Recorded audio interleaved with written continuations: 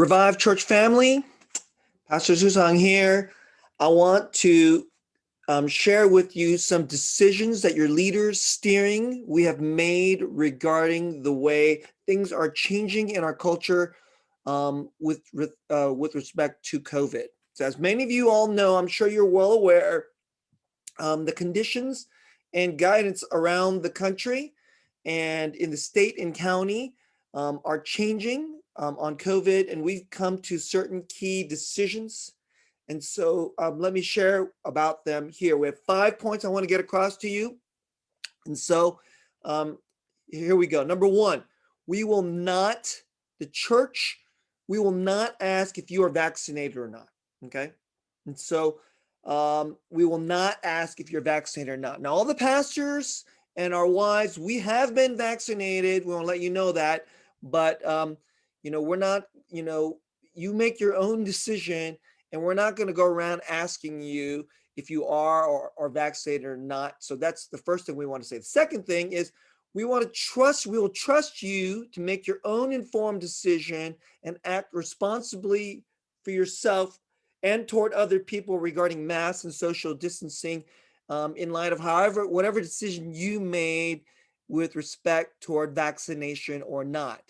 And so since we are trusting you in terms of how you want to handle yourself, a really important point that we also want to emphasize is all of us, let's please not be judgmental or impatient with each other.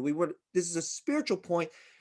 How you handle COVID is not a core doctrine or theological matter.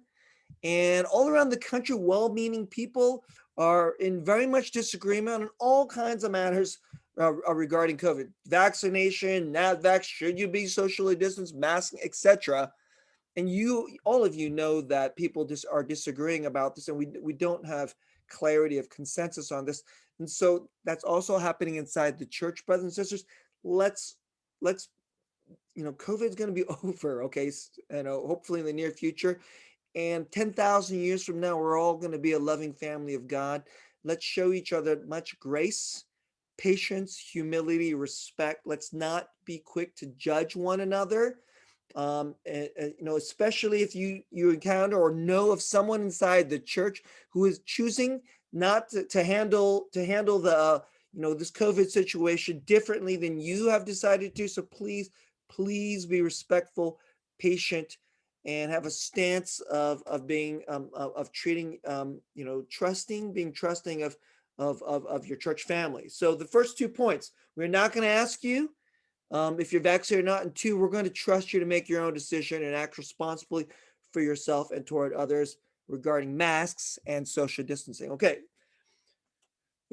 3 other points. Number 1, what we decided is that people at our church can choose to go maskless starting Sunday, June 20th. However, we're going to stay socially distanced as we worship outdoors. Okay, so we're going to continue to worship outdoors. These upcoming 2 Sundays, things will stay more status quo, where we're going to have the mask and we'll stay socially distanced outdoors. But starting on the 20th and the 27th, you can take off your mask. And if you don't wish to, you can continue to wear your mask. But on starting the 20th and 20th, you can take off your mask. Yet we're going to stay socially distanced. Okay. The 4th point, starting the weekend of the retreat. This is July 2nd through the 4th. We will go maskless and no longer be socially distanced. And again, if you still wish to wear a mask, that's okay.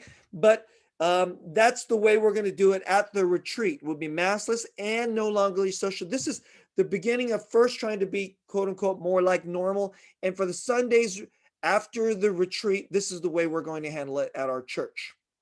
The 5th point we want to make is children, that is those under the age of 12. Right now, the government says up to, even as young as age 12, you can be vaccinated. But children under the age of 12, they're still not offering the vaccine. The government, federal government, state, county is still, as we understand it, are saying that children are to remain masked while indoors, and we're going to follow that. And so, the children have been worshiping indoors already, but they've been masked, and we're gonna continue that practice for indoors until there's more data. And I'm sure all the government levels, federal, state, and county, do want to change that as soon as they can, and probably will change it sometime this summer before the school year recommences in the fall. But for the time being, this is the position of our governance, and we're going to try to follow that. So um, as of right now, we have decided to not have any target date for when Revive is going to go return indoors for worship. And so, as of our understanding, is that the California Department of Public Health still wants us to wear masks if we're going to gather indoors.